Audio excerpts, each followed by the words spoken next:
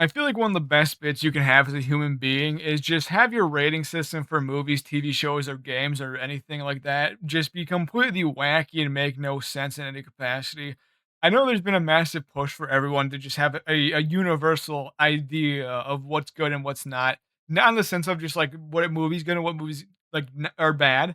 It's what rating system is good and what rating system is bad. Because, you have, like, the American standpoint where everyone believes that a 7 is average because of our grading scale in schools where a 7's a C, so that's what everyone views as average. And then there's also, like, the idea that, 5 should be the number that's the average representation of an average rating because that's in the middle, and that is what the average usually is. And so those are the 2 big schools of thoughts that I've seen when it comes to just at least having a rating system and not where you actually put stuff when you're criticizing them or when you're leaving a review. But then you also get a bunch of people online who just have one of the most intense and hilarious ways to rate movies. And once again, I don't even know if these are intentional or not. I don't even know if these are rage baiting or just people, I don't know, actually being genuine. But a lot of this has come as a result of the Odyssey and whether or not people think the Odyssey is good, whether or not people think any of Christopher Nolan's movies are good or are good in any capacity, and it's just like a cult or not.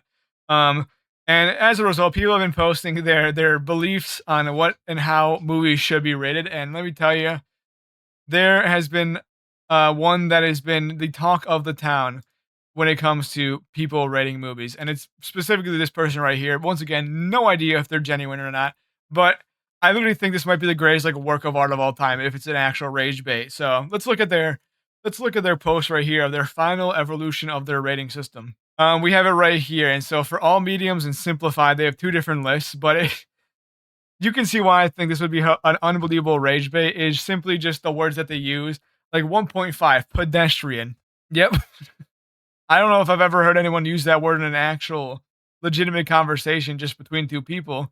Um, Funny thing too is just mediocre's 2.5. And then after 5 when they say amazing, they just like start using words that, I'm assuming they wanted the thesaurus to just kind of order of importance rate these words so they could actually figure out what the vibe was in all these words. Maybe they did some what is it, like a semantic analysis, a semantic sentiment analysis on these words, and they did a consumer survey to see what words of these were actually like viewed the most positively, most in the most extreme way. But after amazing, you get like stuff like phenomenal, sensational, exceptional, masterpiece. A masterpiece is only an 8.5. Axiomatic is a 10 out of 10, which is really funny. The simplified version is a lot easier just to make sense of. But if they love it, it's a 5 out of 10. And if only if it's a treasure, then that means it's a 10 out of 10. If you find it in the bottom of the ocean or under an X marks a spot on a pirate ship map, then that's the only time it's going to be a 10 out of 10. Once again, just spectacular potential rage bait here. I have legitimately no idea if this person's being legitimate. Because once again, they have their own letterboxed profile where they kind of also explain a different type of rating here. Actually, no, it's not. It's the same exact rating. What am I talking about? It's literally the same exact words.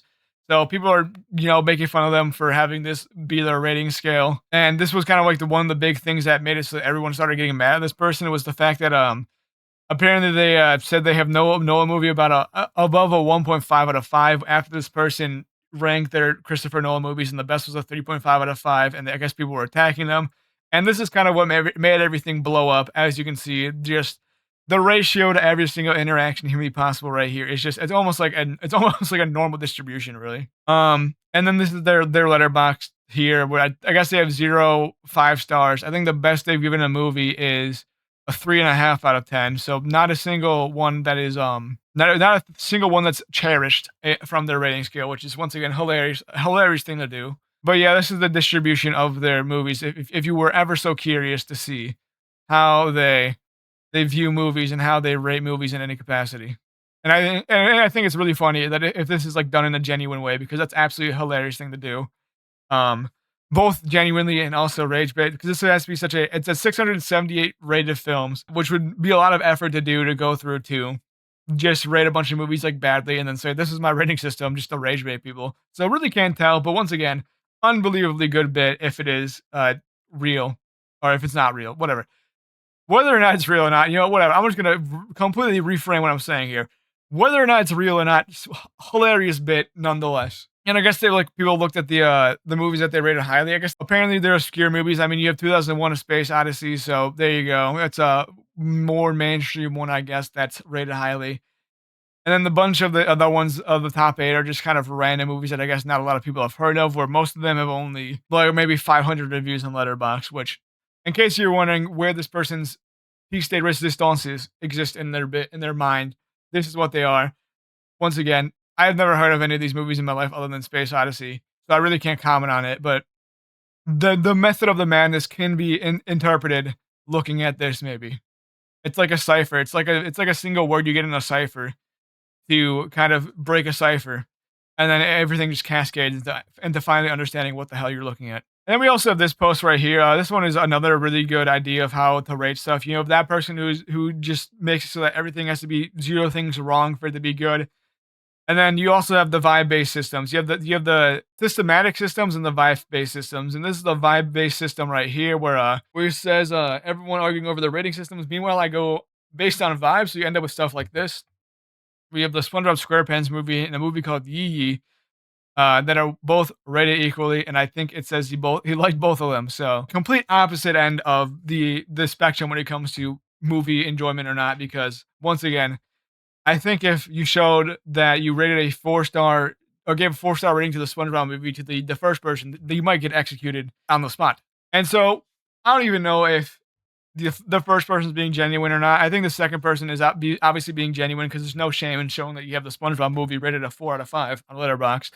What's that, like an 8 out of 10? Whether or not the first person's having a bid or not, at least they're consistent. You could call them miserable for basically not enjoying everything, it seems, or maybe they do enjoy it, and a 2.5 out of 10 being amazing is, or 2.5 out of 5 is being amazing is their enjoyment. I don't really know. And I feel like a lot of people get eaten too much up on what people rate movies that they like. Like, I feel like so many people will enjoy a movie and then immediately, or music or like a show, and then they'll enjoy it and immediately see what other people are saying, so that either they show that they're really cool and awesome and like what everyone likes, or they're really niche and mysterious because no one likes what they like. I feel like that's what a lot of people do, and this is just another example of it where people care way too much about what other people give movies, when at least they have consistent explanations for why they rate stuff. Either A, they have very aggressive and tough and steep qualifications for what makes a movie really good, or you just based it off of what you're feeling like after watching the movie, and you give SpongeBob movie 4 out of 5. Hey, I might have given it a 9 out of 5, or what is it, a 4.5 out of 5 if I were to watch it. So, who's the hate here anyway? Because that's a movie I've actually seen. I haven't really seen any of the other movies that the other person rated, so I can't really comment on them. But that's kind of it. Just wanted to talk about this good little bit that people have. And just the moral of the story here for all you kids out there is, if you're gonna be rating stuff online, just be consistent. And then if people hate on you for having a consistent way of rating stuff, who cares? Even if it looks like you're rating everything really lowly, they care too much about what a random person on the internet rates their favorite movies or shows, I guess. But that just means they kind of care too much about what other people rate things that they like rather than just enjoying what they enjoy. That's it. Thank you for watching. Goodbye.